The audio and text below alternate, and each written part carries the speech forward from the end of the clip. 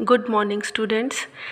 As we have studied about the limitation of open chain structure of D-glucose in the last lecture, now today we will study about the ring structure of D-glucose.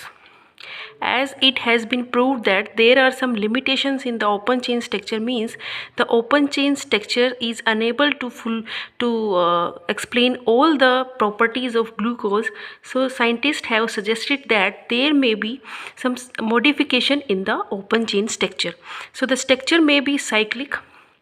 तो scientist ने कहा, according to Haworth and Tollens, उन्होंने कहा कि there may be intramolecular interaction of the hydroxyl group of the glucose with the aldehydic group and the formation of hemiacetal structure.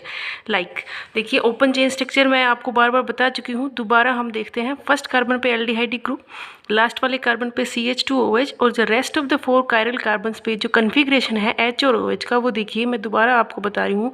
Let us start from the last second, right hand side से हम शुरू करेंगे। This is OH, OH, H and OH। जहाँ आपने OH अगर right hand side है तो उसके अपोजिट में हम H करेंगे, और जिधर H है उसके अपोजिट में हम OH लिखेंगे। तो ये ओपन चेन स्ट्रक्चर है डी ग्लूकोज की। इसमें कुछ लिमिटेशंस मिली, तो हम इस स्ट्रक्चर को देखेंगे कैसे मॉडिफाइड फॉर्म में, अकॉर्डिंग टू साइंटिस्ट ये बोला, उन्होंने कहा कि कैसे इसको किया जा सकता है। तो देखिए, there is the possibility of the formation of either 5 member ring और the 6 member ring structure. 5 member ring structure कब बन सकती है? देखिए, फर्स्ट कार्बन जो एल्डिहाइडिक ग्रुप का जो कार्बन है that will be involve in the ring structure. So the start with this carbon 1 2 3 4 and the 5th atom will be this oxygen atom. तो देखिए, अगर यहाँ पे 5 मेंबर स्ट्रक्चर बनेगी तो 4th कार्बन का जो हाइड्रोक्साइल ग्रुप है उसका oxygen, this will act as a nucleophile and attack on this electron deficient carbonyl carbon. वो यहाँ पे अटैक करेगा and the bond pair between carbon and oxygen will shift towards oxygen. देखिए, ये रिंग बनेगी यहाँ पे। अगर ये रिंग यहाँ पे बनती है तो देखिए, यहाँ पे अगर हम ये कन्फिग्रेशन बाकी एज इट इज़ लिखते हैं, जहाँ कोई चेंज नहीं है, इधर बिल्कुल एज इट इज़। देखिए, जहाँ चेंज है उसको हम लिखेंगे खाली, जहाँ कोई चेंज नहीं है उसको मैंने एज इट इज़ लिख दिया है। यहाँ देखिए, ये जो ऑक्सीजन है, ये वाला ऑक्सीजन, ये किसके साथ कंबाइन हो रहा है? फर्स्ट कार्बन के साथ जुड़ गया है। ये फर्स्ट कार्बन के पास जो O था उस पर नेगेटिव चार्ज आया और एक तरफ H है, ये वाला H। O नेगेटिव जो है वो किसके साथ कंबाइन होगा? ये जो हाइड्रोक्साइल ग्रुप का H है, it will release in the form of H+, और वो O नेगेटिव के साथ जुड़ के ऐसे OH आ जाएगा। Now look, this is the 5 member ring structure, carbon number 1 2 3 4 and this 5th oxygen atom. तो this is the 5 member ring structure. ये जो 5 मेंबर रिंग है इसको बोला गया फ्यूरेनोज फॉर्म। जब 5 मेंबर रिंग होती है उसको बोला जाता है फ्यूरेनोज फॉर्म, और ये ग्लूकोज की है तो this is the furanose form of glucose. इसी तरह से 6 मेंबर कैसे बनेगी? 6 मेंबर रिंग स्ट्रक्चर बनाने के लिए we have to include the hydroxyl group of the 5th carbon atom. Now this hydroxyl group of the 5th carbon atom intramolecularly interact with the aldehydic group and gives us the hemiacetal form. देखिए, ये hemiacetal form आ गई है। Aldehydes जब alcohols के साथ reaction करते हैं तो 1 मोल ऑफ एल्कोहल्स के साथ दे विल गिव हेमीएसिटल्स।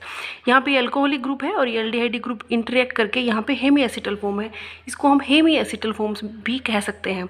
अब देखिए, अगर 6 मेंबर रिंग बनेगी तो आप इसको ईजिली बना सकते हो। जहाँ हमने कोई चेंज नहीं करा है, देखिए लेफ्ट हैंड साइड हम कोई चेंज नहीं कर रहे, उसको एज इट इज़ जो कन्फिग्रेशन है वो एज इट इज़ लिखेंगे।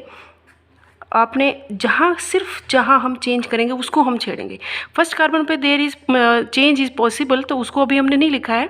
हम सिर्फ ये देखिए, 5th कार्बन पे we will involve the hydroxyl group of the 5th carbon, तो इसको हम बाद में लिखेंगे। रेस्ट ऑफ द स्ट्रक्चर्स हम वैसे के वैसे लिख लेते हैं। देखिए, 4th पे इधर OH है, this is H and this is OH।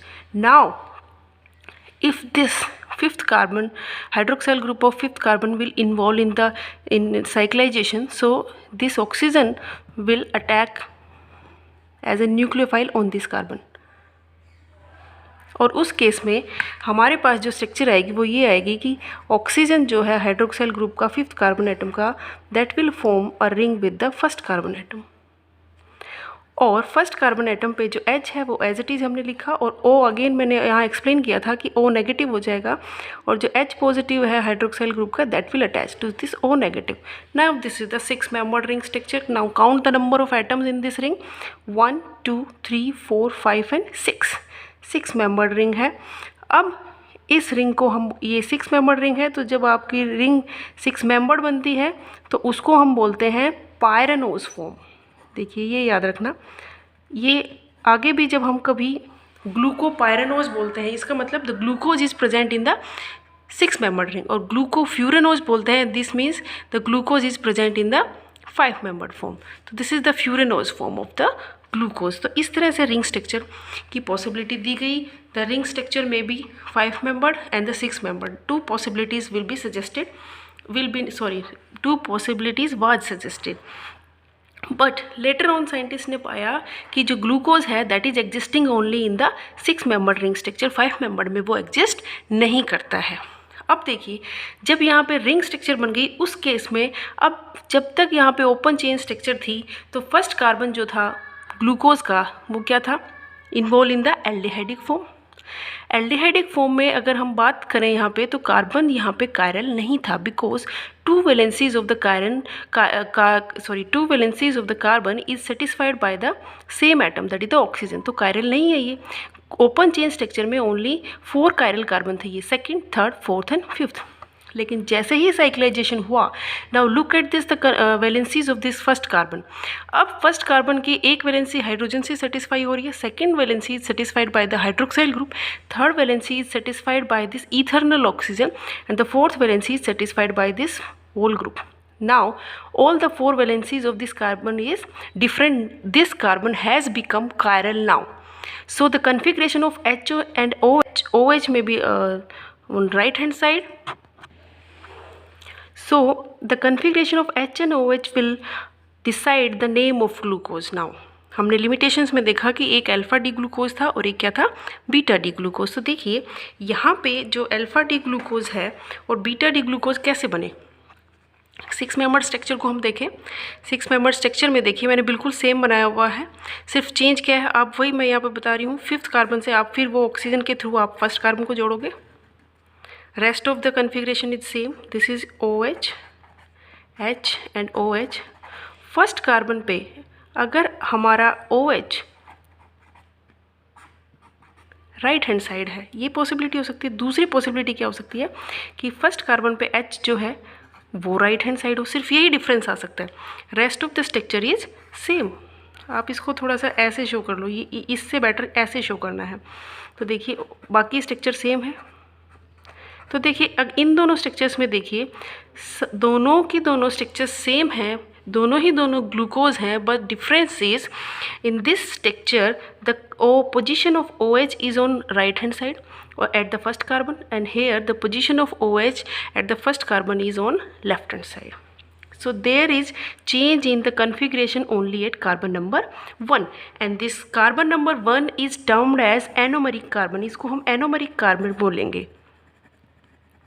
This is anomeric carbon. And the structure of glucose in which the position of OH is on the right hand side, it will termed as alpha D glucose. And the structure in which OH at the first carbon is on left hand side, then this will be termed as beta D glucose. और दूसरी form में इसको देखिए, it is the cyclic structure, तो हम इसको ऐसे भी बोल सकते हैं अल्फा डी ग्लूको. 6 मेंबर स्ट्रक्चर है, मैंने आपको बताया 6 मेंबर स्ट्रक्चर को हम क्या बोलते हैं, pyranose. So this is the alpha D glucopyranose, and this can be termed as beta D glucopyranose. अब अल्फा डी और बीटा डी ग्लूकोज में क्या रिलेशनशिप है, उसमें ये रिलेशनशिप है alpha D and beta D glucose are anomers. Anomers क्या होते हैं, वो डाइस्टीरियोमर्स जिनके configuration only at carbon number 1 different हो and the rest of the structure same हो, उन डाइस्टीरियोमर्स को हम बोलते हैं एनोमर्स. देखिए यहाँ डेफिनेशन मैंने दी हुई है, a pair of diastereomers differing in the configuration only at carbon number 1 are called anomers. And here alpha D glucose and beta D glucose are anomers. ये आपके क्या है, एनोमर्स हैं।